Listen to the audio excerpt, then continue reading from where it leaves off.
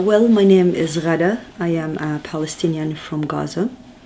I came here to Edmonton around 4 years ago, before 4 years ago. The decision to come here wasn't a choice, but rather what I call it imposed migration. I was studying in Britain, and when I am done, or I was done, I could not return to Palestine or to Gaza Strip because Israel declared that Gaza is a hostile entity. Egypt closed the border, and it was so difficult to get in. I applied for a category here called highly skilled migrants, and I got it in 2010, and I came here from Britain. As many people know, or perhaps don't know, for a long period of time we've been denied to study our history, or actually any symbol that is related to your homeland, be it a flag or a map, even drawing a map or possessing a book that speaks about Palestine. History, in a simple word, was deleted. I mean Palestine history. So my grandmother filled that gap. She stepped to tell us the story about Palestine that she knew, and Palestine that she's proud of, and Bedaras. And as the writer Ramzi Baroud put it, it was the story or the narrative about Bedaras, or about our villages, or about Palestine. It was like a daily narrative that defined our relationship as community. It's now my mission, my job, to preserve this history, to preserve this story, particularly at this difficult time, so that when Ghada, my daughter, she's 18, and my other 2 children, in a few years' time, they could tell their children the story of Palestine that they have never seen. I was among the lucky people who got the chance to study abroad. So I got scholarship in 2000 to do my master's in Britain, and this is how I traveled outside Gaza ghetto. After that, I returned, and I got another scholarship in 2002 and to pursue a higher education. And when I am done, or when I was done, as I said, it was so difficult to return because 2007 Israel declared Gaza a hostile entity, and the border has been closed.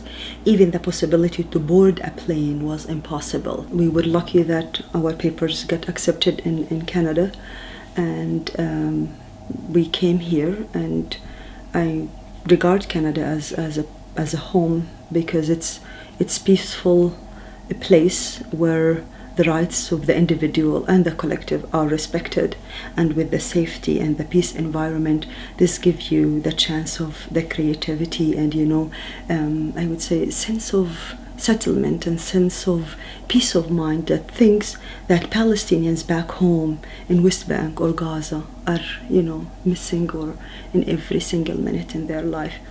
And when Gaza and these camps and West Bank and Jerusalem and Bethlehem are on attack continuously, constantly by Israel, anyone could imagine the fear and the worry any Palestinian live in diaspora to witness in a normal society his nation being slaughtered. And I usually relate particularly to the Gaza Strip, where it witnessed 3 wars in the past 5 years, and which is now subjected to this inhumane blockade that is considered the longest in history, to put 1.8 million people under blockade, close the borders, sea, land, and air, deny them all their basic rights, including, rights of movement, rights, get access to health, education, food.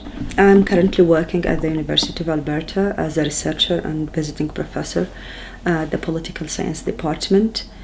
Part of my work, our let's say achievement in 2014, that I had my first book published. The basic argument in the book is saying that what is happening nowadays is an extension to what had happened in 1948. So I start by narrating the story of my grandmother, 1948, Beit Daras, the village, the beauty, the history, the identity, the culture, the place that used to be Palestine, and the place that she always say, everything there has a taste, even happiness has a taste. From 1948, I try to trace the events from that point of time till now and compare my experience as a third generation of Palestinian refugee, the eldest daughter and or granddaughter for my grandmother, and compare the two experiences and come, to the conclusion what is happening now, especially after the latest war in Gaza. Lasting peace in the Holy Land, in Palestine, means justice and accountability. And justice means implementing the right of return for Palestinian refugees. It has been enshrined in international law as well as in Geneva Convention, Universal Declaration of the Human Rights. So it was not something of the invention of Palestinian people. This is a right, and rights are not negotiated. I've never heard as a political scientist that rights are negotiated.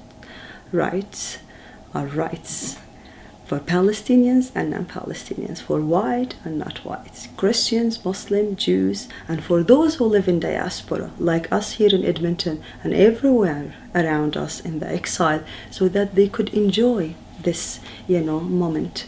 As I mentioned at the beginning, it is always when something is happening there, your heart is there.